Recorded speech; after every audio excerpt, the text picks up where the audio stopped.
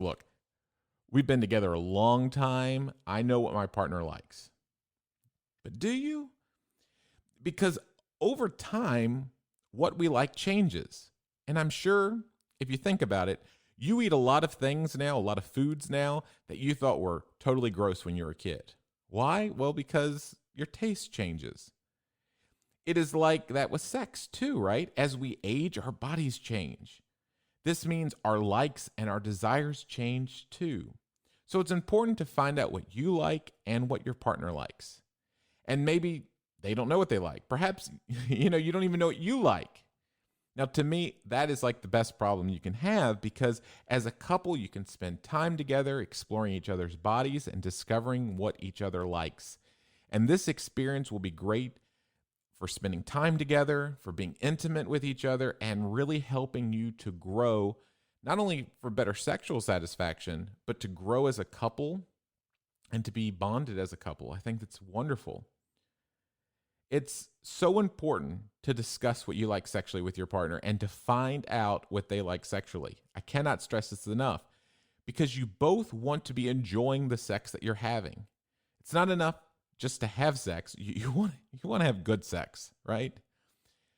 To use a food analogy again, if I was to use a food analogy again, you know, if you're hungry, you eat something, and if it doesn't taste good, you probably don't want to eat that again.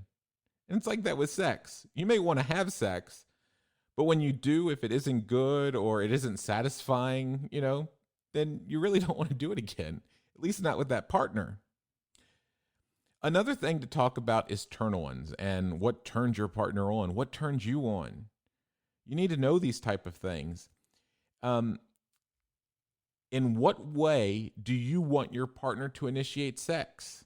And how does your partner want you to initiate sex with them? These are important for increasing sexual frequency. I can also suggest that manual and oral stimulation can be included in this. I think foreplay is very important when having sex, anyways, but suppose you don't want to have sex, but your partner really, really does. You can still be intimate without having intercourse, laying in bed together or cuddling on the couch. You can reach over and masturbate your partner. And I think that this is really a fantastic solution.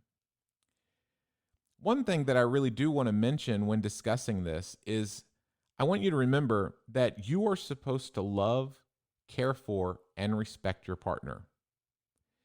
And this is sometimes easy to forget when you're upset or you're fighting or you're frustrated.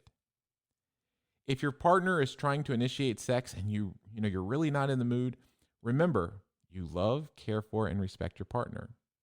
Your rejection to having sex shouldn't feel like you are rejecting them personally.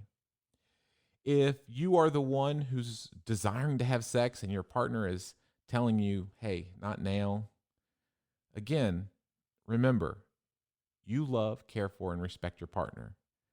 You should be understanding and accepting. In both of these situations, whichever partner you happen to be, you shouldn't be begging, blaming, guilting, or shaming your partner. You should love, care, and respect your partner. And by effective communication and employing some of these tips that I've mentioned, together you can navigate through your desired discrepancies. I should mention that there are some other sexual problems that couples come to sex therapy about. Sometimes they're just bored with sex. Other times they have problems having sex. Often this is related to sexual issues discussed in the last 2 weeks.